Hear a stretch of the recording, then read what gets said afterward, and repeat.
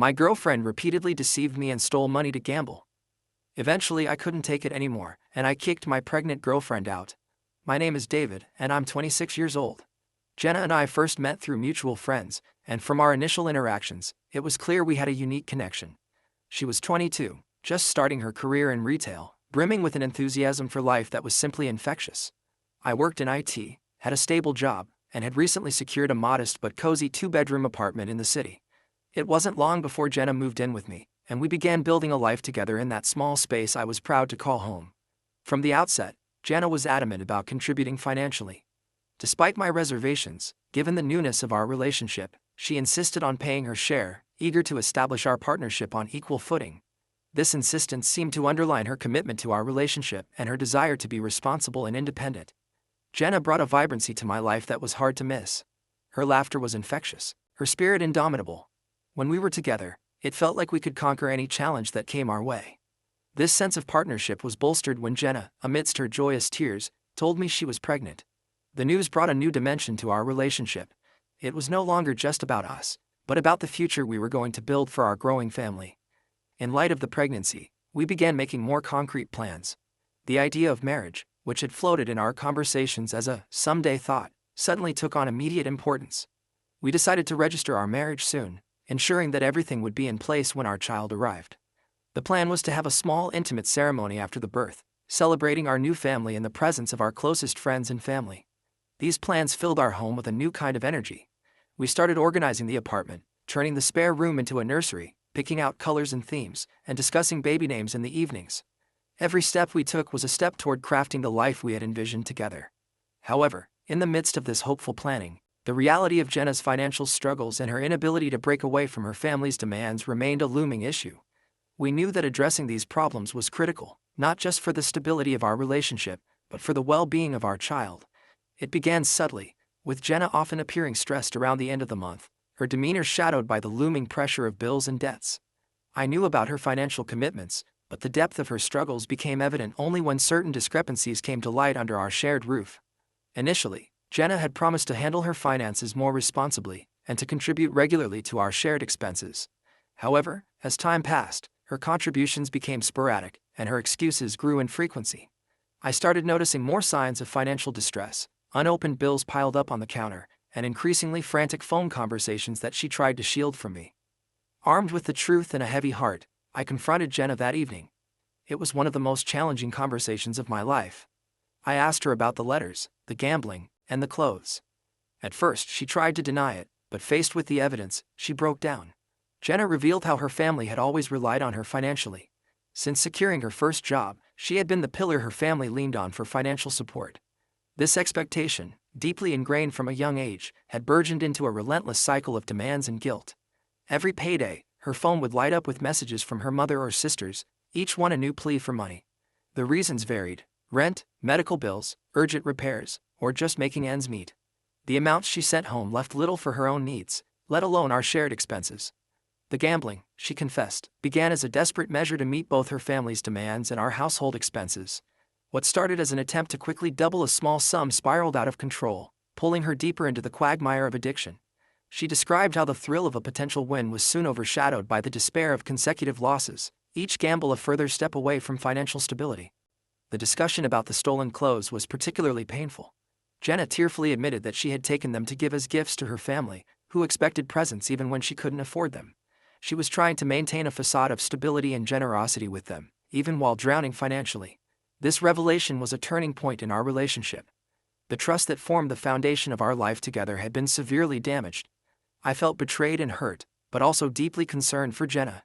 She was caught in a destructive cycle, manipulated by her family's demands, and struggling with a gambling issue that was her misguided solution to financial pressure. After confronting Jenna about her gambling and the financial deceit, I realized that the situation couldn't continue as it was. It was a difficult conversation, one that required laying everything on the table: the deceit, the theft, the gambling, all of it. I told Jenna that for us to move forward, there needed to be complete transparency and a commitment to change. The future of our relationship and the well-being of our soon-to-be expanded family depended on it. Jenna's response was solemn but hopeful. She acknowledged the pain she had caused and expressed her determination to make things right. She agreed to my request to have regular access to her bank statements. It was a practical measure, not one I took any pleasure in demanding, but necessary to rebuild the trust she had broken. She also agreed to set up a strict budget for personal spending and contribute a fixed amount monthly towards household expenses, directly from her paycheck. The revelations of that day changed everything. Trust, the cornerstone of any relationship, had been deeply eroded. The path ahead was uncertain. Could I trust Jenna again? Could our relationship survive the twin shadows of deceit and addiction? These questions haunted me, but amidst the turmoil, a resolve formed within me. I cared deeply for Jenna, and if there was a chance to salvage our future together, I was willing to try. Update. For a while, things seemed to improve. Jenna appeared more open about her finances, showing me her bank statements without hesitation. She made her contributions to the household consistently, and we even started to have open discussions about money, something that had always been a tension point for us. It felt like we were finally making progress, rebuilding the trust and partnership we had once taken for granted. However, this period of improvement was short-lived. The facade of recovery crumbled one evening about 3 months after our initial confrontation. Jenna had been more withdrawn than usual, a sign I had come to recognize as indicative of underlying stress. While she was in the kitchen, her phone lit up with a notification that caught my eye. Loan accepted by ex-lender, click here to accept. My heart sank. When Jenna returned, I confronted her immediately. The trust I had been cautiously rebuilding shattered with the sight of that message. She broke down, confessing that despite her earlier promises, she had taken out another payday loan. She explained that her expenses had overrun her budget this month, more than she had admitted, and she felt this was her only way out. Her justification did little to assuage the sense of betrayal. I reminded her of our agreement: no more loans, no more secrets. Yet here we were again, facing the same issue of hidden debts and financial irresponsibility. It was a painful realization that despite her promises, Jenna hadn't fully committed to changing her behavior or addressing the underlying issues that led to her financial recklessness. I asked to see her bank statements, something she had agreed to share openly. This time, however, she refused, claiming that I was being controlling, and that she needed to handle her finances independently to truly learn from her mistakes. This refusal was a red flag, indicating that not only was Jenna backsliding, but she was also not ready to fully confront her issues as we had planned. The confrontation that night did not resolve anything. Jenna's reluctance to show her bank statements and her decision to take out another loan without discussing it with me first showed that our earlier resolutions were superficial. The underlying issues, her handling of financial pressure, her dependency on quick fixes like loans, and her inability to resist impulses to spend, remained unaddressed. The tension in the air was palpable as I confronted Jenna about the latest incident, the missing cash and the money ostensibly used to pay for the sofa that had been sold to her mother. It was a few weeks after Jenna had moved back in a bid to provide stability for our soon-to-arrive baby. However, the peace was short-lived.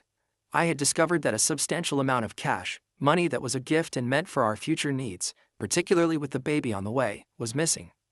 Compounding this issue was the fact that Jenna's mother had only partially paid for the sofa, despite agreeing to pay the full amount, and now claimed dissatisfaction with its condition as a pretext to delay further payments. When I brought up these issues, Jenna's initial reaction was defensive. She vehemently denied any wrongdoing, claiming ignorance about the missing cash. But the evidence was too concrete, the circumstances too coincidental.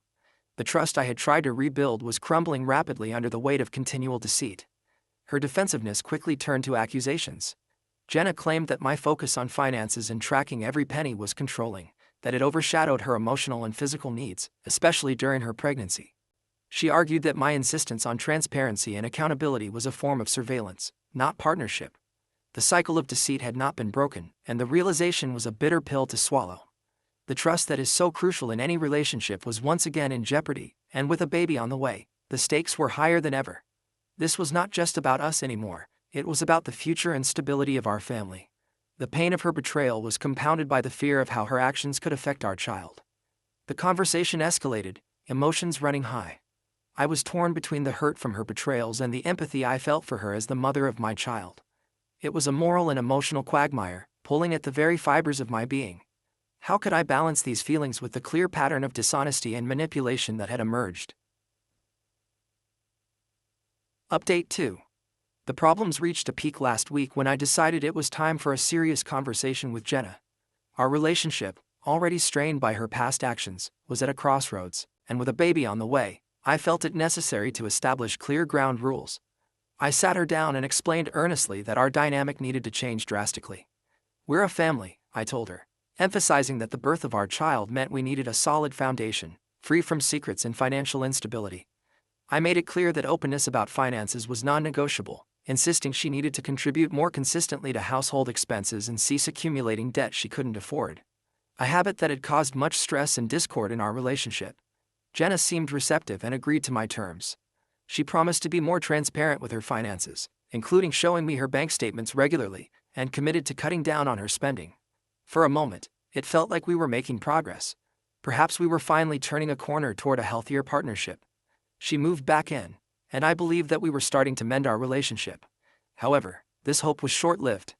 Just last night, while Jenna was in the kitchen, a notification popped up on her phone.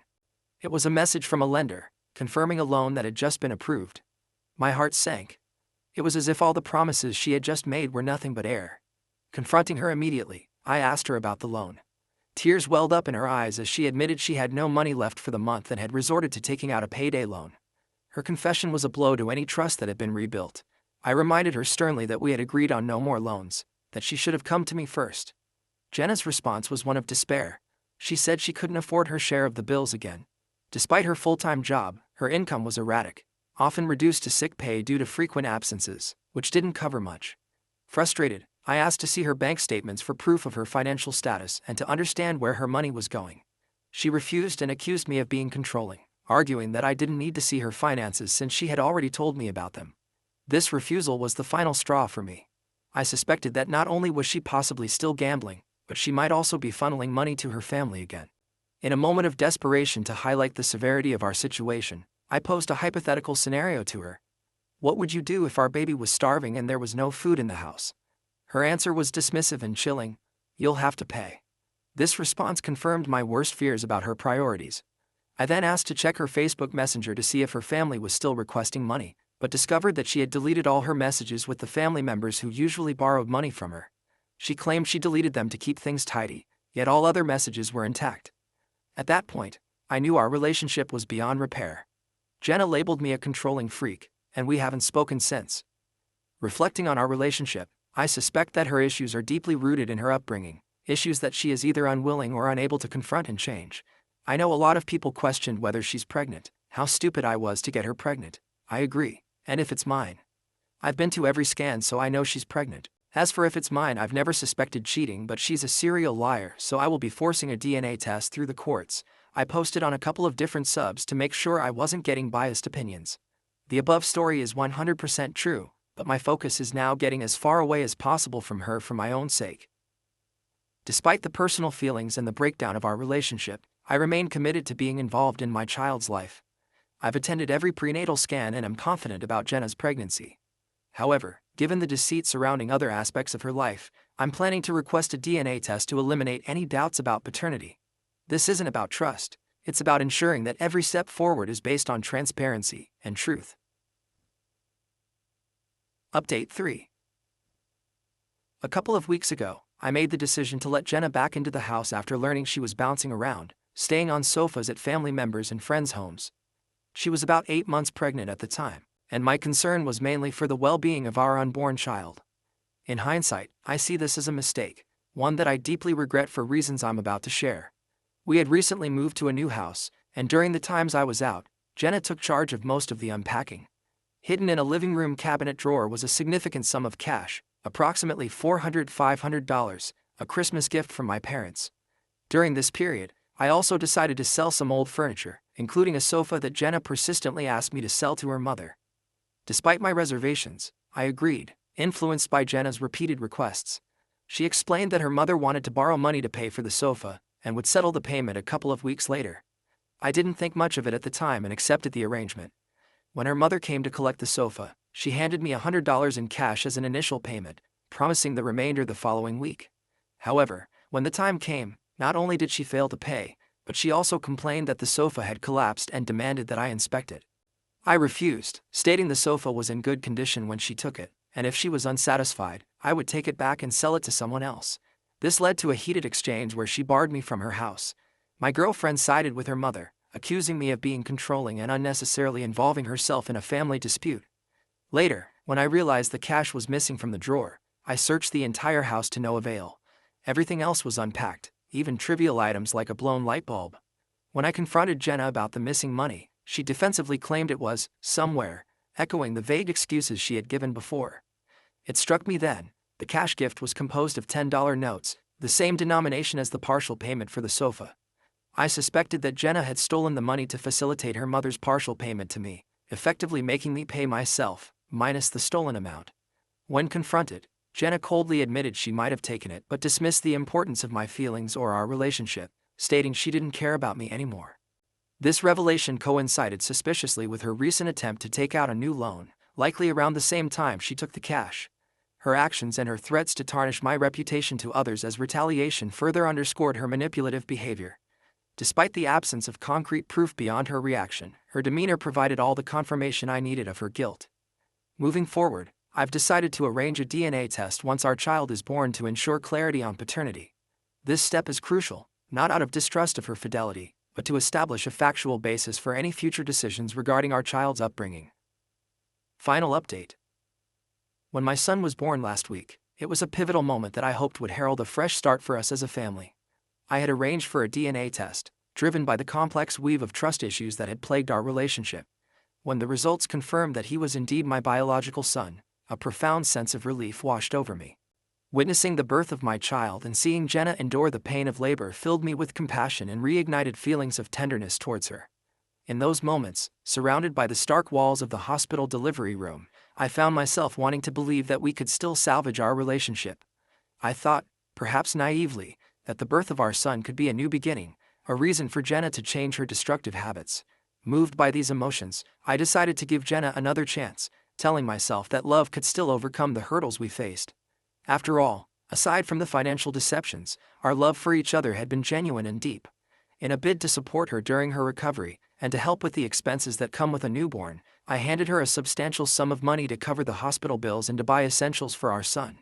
My family, too, rallied around us, offering their support both emotionally and financially. They visited the hospital, bearing gifts and donations to ensure Jenna and our newborn had everything they needed. However, within a week of our son's birth, it became painfully clear that Jenna's old habits were deeply ingrained. Despite the new life we had just welcomed into the world, Jenna slipped back into her old ways. I discovered that the money meant for hospital bills and our son's needs had vanished. After some digging, I learned the bitter truth. Jenna had spent it all at the casinos.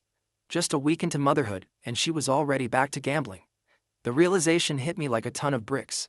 It wasn't just about the money, it was about the trust, the safety of our child, and the responsibilities that come with being parents. Jenna's actions showed a reckless disregard for our son's well-being and a continuation of the selfish behavior that had marked so much of our time together. I felt betrayed on a level I hadn't known before, and anger and hatred began to replace the feelings of sympathy and hope I had felt at the hospital. The conclusion I've come to is a painful but clear one. Jenna is unlikely to change. Her actions have consistently shown a pattern of taking advantage of situations and people, including those closest to her. It was a decisive moment for me. I could no longer allow my son to grow up in an environment where his mother's destructive habits could affect his life so detrimentally. The love I had for Jenna, which had once seemed unshakable, crumbled under the weight of her continued deceit and irresponsibility. I made the difficult decision to separate myself and my son from Jenna. Filing for sole custody was the next logical step. I consulted with a lawyer to understand my options and to ensure that my son would be protected from potential harm. The legal battle that lay ahead would no doubt be challenging, but I was determined to provide a stable and secure environment for my son, one free of the chaos and instability that Jenna brought into our lives. In parallel with these actions, I started arranging for more structured support systems. I reached out to family and friends, explaining the situation and garnering their support for what was to come. Their responses were a mix of dismay and determination to help us get through this. I also began attending counseling, to deal with the resentment and betrayal I felt, ensuring that these emotions wouldn't taint the relationship I wanted to build with my son. As I reflect on our relationship and its tumultuous end, I realize how deeply Jenna's actions have scarred me. Yet this ordeal has also clarified what truly matters. My focus now is entirely on my son, his happiness, his future, and his well-being. The journey ahead will be filled with challenges, but also with the joy of watching my son grow, unhindered by the shadows of a troubled relationship.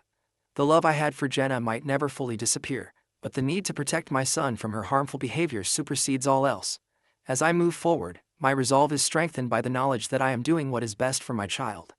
The path I've chosen is not just for my own peace but for the upbringing of a child away from the instability and destructiveness of a gambler's life. My son deserves a chance at a better life, and I am committed to making that a reality. Reflecting on the relationship, I recognized the profound impact it had on my life. It was a stark lesson in the complexities of love and trust, and the painful realities of betrayal. I had gone into the relationship with hope and love, which were met with deception and heartache. Yet these experiences shaped my understanding of what I value in relationships and what I must guard against.